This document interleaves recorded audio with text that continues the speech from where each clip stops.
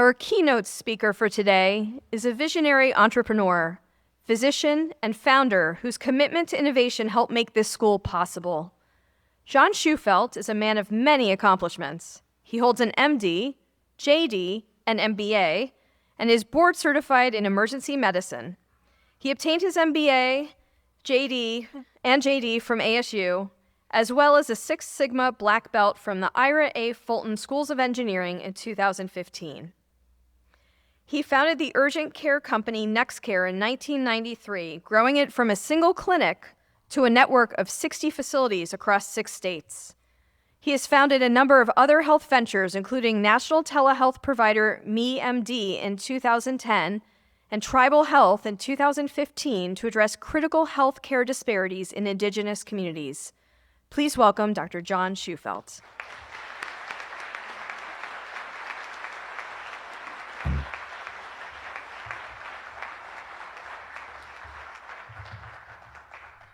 If I had choked up, excuse me a little bit.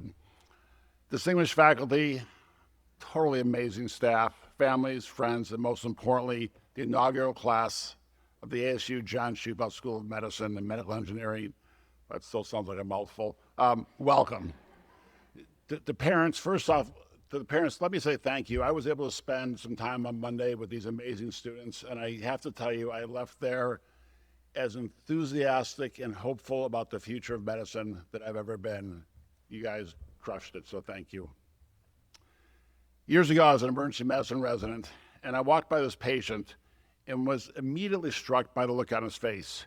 He was in his late 70s, and he was dying. It was his last day on earth, and he knew it. He had this abject look of sadness on his face. And although he wasn't in pain, he was clearly distraught. And every time I walked by him, he looked more and more angst-ridden. And I started calling it the if-only look. He was sitting there and thinking about all the things he wished he'd done or said and didn't. And here he was with only a few hours left, and he was regretting it. And I swore to myself right then I would not die with that look on my face. In fact, I spent so much time in the cockpit, I figured I'd probably be more like this. Soon after, I saw this quote: "The definition of hell is that on your deathbed, you'll meet the person you could have become." Soon after that, I put together what I call my personal mission statement: to live a life in the service of others and to leave the world a better place than I found it. This has been a North Star for me and what I apply when evaluating various opportunities. Our family doing a small part to help get this medical school off the ground is simply a pebble in a pond way to pay it forward so that you and the generations of physicians that follow you will continue to leave the world a better place than you found it. The amazing adventure that we're on together is simply me trying to fulfill this personal mission statement. Now, the good news is that I get to cheer you on, and you 36 get to do all the work. I've always said I get far more than I give, but I'd like to take a few minutes to share some thoughts as you start out with this incredible adventure. So I'll lead with this. Class 2030, there's one capital T truth. You are the most accomplished, most distinguished, and best-looking class we've ever admitted.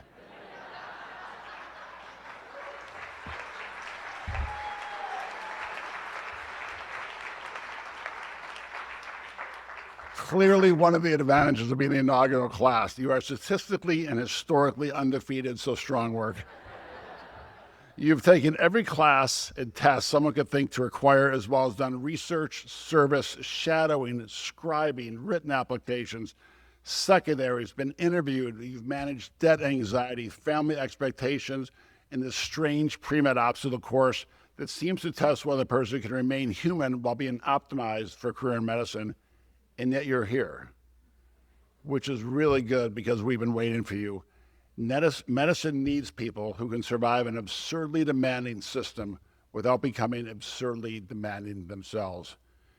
Today, you just received your white coat, and everyone will tell you correctly it is a symbol. It represents trust and service, professionalism, knowledge, compassion, responsibility, and endless possibilities. But I want to tell you something slightly less ceremonial. The coat is also an invitation to lead a life of service to others. It means people are going to come to you on the worst days of their lives and expect you to know what to do. They will bring their pain, their fear, their secrets, their children, their parents, their addictions, their confusions, and their Google searches. In the middle of all that, oh, it happens. In the middle of all that, your job is not to be perfect. Your job is to simply be useful. And that distinction may save you. You are entering the greatest profession I know. If I had to start over knowing all the sleepless nights and paperwork and heartbreak and mistakes and administrative nonsense and humbling moments when a patient teaches you more than a textbook ever could, I would choose medicine 100 out of 100 times. I can think of nothing else I would have rather done with my life.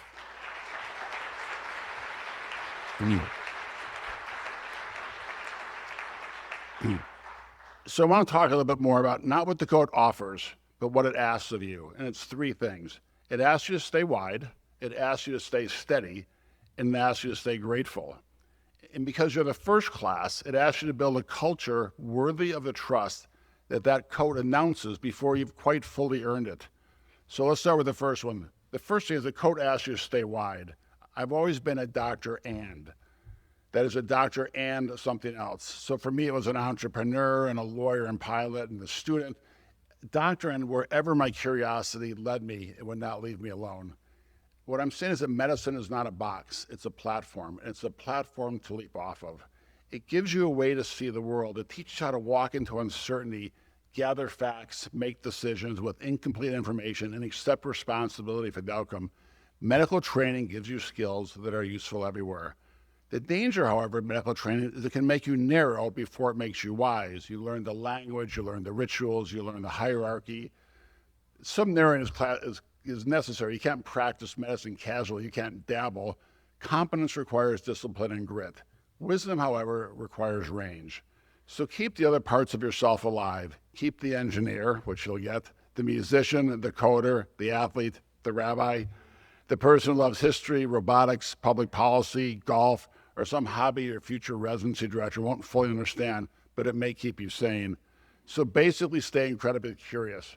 This school is built around the and, medicine and engineering, biology and design, patient care and systems thinking, the person in front of you and the devices around them.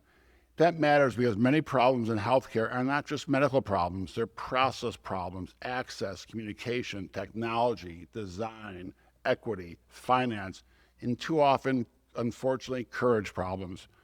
One day, the part of you that refuses to become narrow will allow you to see something everyone else has been trained not to notice. So be a great doctor. That's the price of admission. But be a doctor and spouse and parent and friend. Be curious and humble.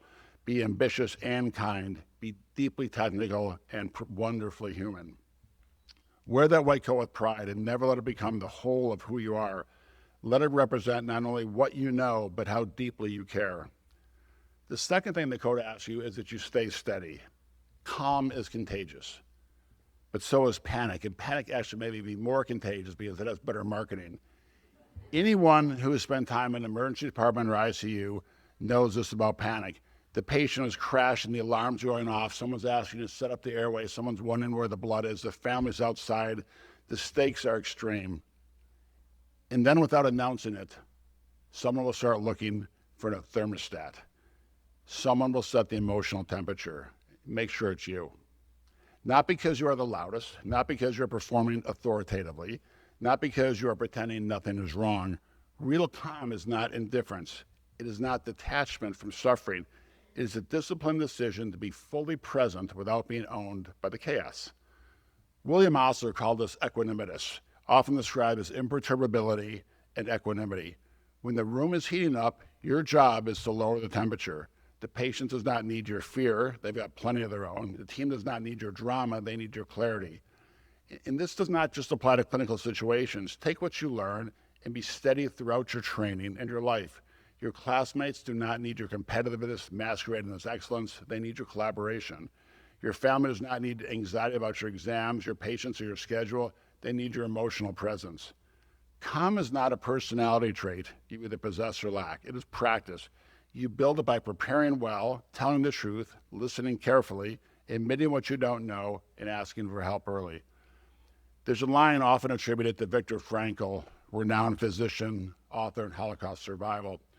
Between stimulus and response, there's a space. And in that space is our power to choose our response. And in our response lies our growth and freedom. You will make mistakes. I make them daily, just ask. We all do. When you do, own them, learn from them, keep them as short as possible. Keep moving forward towards the patient and the team. Shame is a poor operating system. Responsibility is much better. Do not allow yourself to feel like an imposter. You have earned your place. Finally, part of being calm is being able to support those around you. And this may be the most important advice you hear today, at least from me.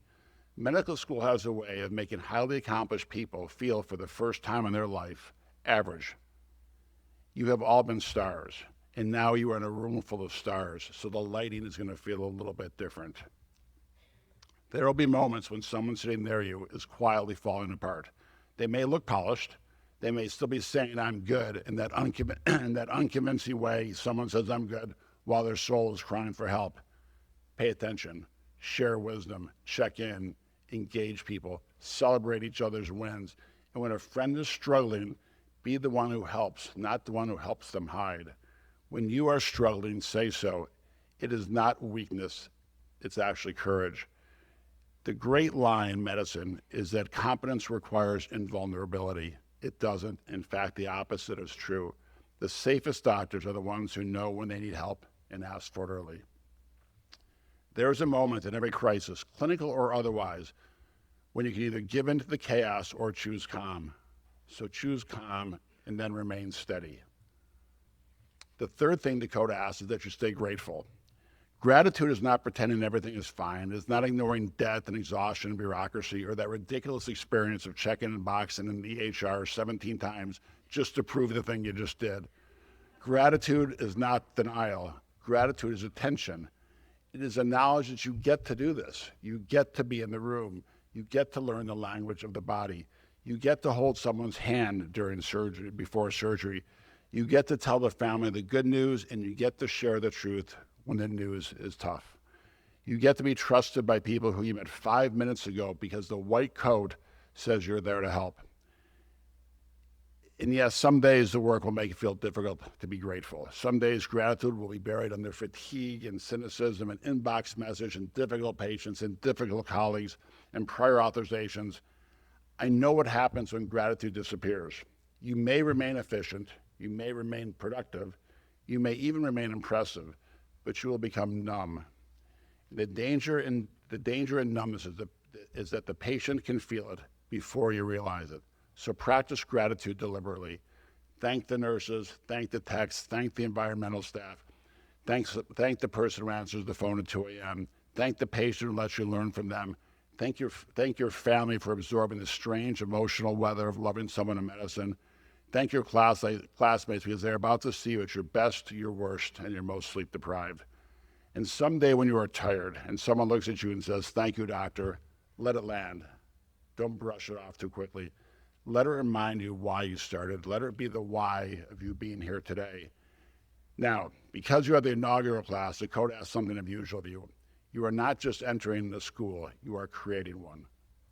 You were chosen because we believe you have the tenacity and grit to navigate what at times may be turbulent and uncharted waters. This is a superpower, but it's also heavy responsibility. Marco Aurelius said it best: be like the promontory against which waves continually break, but stands firm and tames the fury of the water around it. So be that promontory. In those moments, you will build a culture. You will build it in the hallway after a hard exam, in the virtual anatomy lab, in the way you talk about patients when patients aren't around, and whether you help classmates who are struggling, and whether you treat staff with respect when no one is watching. Culture is what people are willing to tolerate. So set a very high bar. Set it for culture. Make this a place where excellence and kindness are not treated as opposing forces. Make it a place where ambition does not require sharp elbows. Make it a place where asking for help is not a sign of weakness. Set the bar for service. It is a decision to orient your talent towards someone else's needs. It means you remember the story's center is not you. And the patient is not an interruption to your education or lunch or sleep. The patient is the reason for it. And remember, you are not smarter than the patient. You only know more about medicine. Set the bar for usefulness. I hope you earn awards and publish papers and build technologies and match well and do spectacularly well in every measurable way. But the deeper question is not what did you achieve, it's what did you make better? The school is not merely here to produce physicians who can survive the system. We have enough of those. The school is here to produce physicians who redesign the system. And because you are first, you have one more responsibility. Help the faculty and staff make the school better for those that follow. Some things are going to go perfectly. Some things will not. When something is clunky, say so. When a process is broken, help repair it. Don't confuse complaining with leadership. Complaining is easy. Leadership is bringing the problem and staying long enough to help build the solution.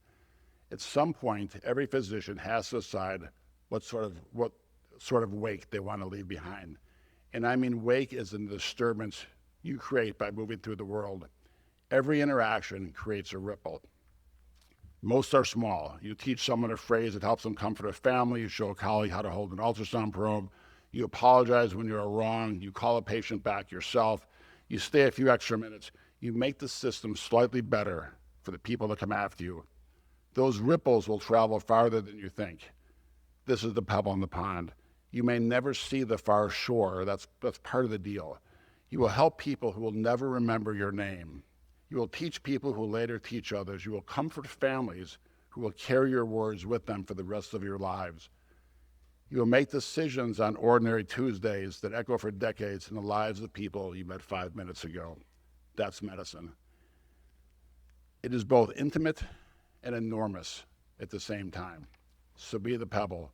Be small enough to be humble, solid enough to matter, willing to enter the uncharted and turbulent waters. And understand this, your career will not be defined by the dramatic moments. Much of the impact will come from the accumulation of small, decent acts repeated over the years. Medicine, as you already heard, is a lifelong education and one without a final exam. And I will tell you, the more I've learned, the more I've become aware of how much I absolutely do not know. And that should not frighten you. It should keep you curious, keep you humble, and above all, keep you honest. Do enough good, quietly, consistently, that long after you are gone, someone somewhere is better because you were here. Let me close with Osler said this. The good physician treats the disease. The great physician treats a person who has a disease. And that's really the whole thing. Learn the disease, master the science, build the technology, redesign the system, use every tool that this extraordinary school will offer you, and never forget the patient. You just received your white coat that is too white, too starched, and in the beginning probably too large for what you think you know. That's all right. That's the way it's supposed to feel. The coat is an extraordinary invitation to stay wide, to stay steady, to stay grateful, to become worthy of the trust people place in you. The coat is an invitation to become the person you meet on your deathbed. That's the work. Class 1, strong work. I'm so looking forward to watching you grow. Thank you.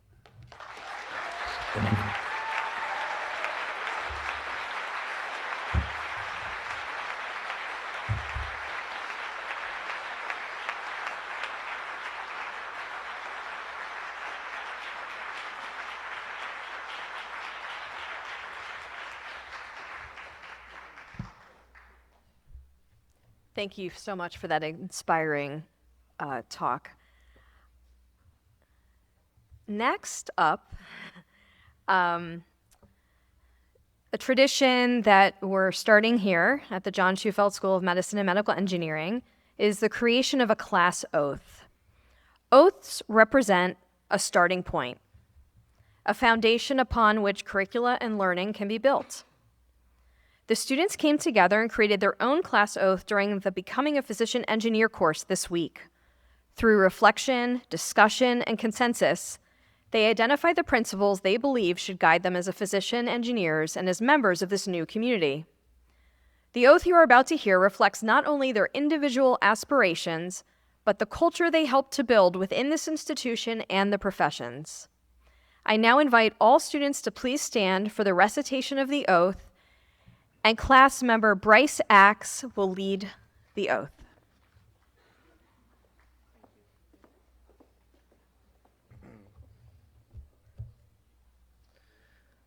please repeat after me. We take this oath to our colleagues in medicine and engineering, our patients and our collaborators, committing to uphold these values for ourselves and for the wider communities that we serve. I vow to provide and sustain compassionate, human-centered care that honors the dignity, autonomy, and confidentiality of every patient. I will take a holistic approach that honors the patient's values, lived experiences, and identity. I will be courageous and advocate for patients' rights in all matters of health and healthcare. I vow to support scientific discovery, disease prevention, and informed policy to meet healthcare needs. I will innovate, charged by my interdisciplinary training, not only to heal, but to engineer a healthier future. I will strive to ensure resources are used wisely and ethically. I will pursue lifelong learning and stay at the forefront of medicine. I will commit my attention to learning, development, and my well-being, acknowledging that these are required for the betterment of my patients. I will share medical knowledge for the advancement of humanity, and I will recognize the limits of my expertise and admit what I do not know. I will foster a culture of collaboration that promotes justice and fairness.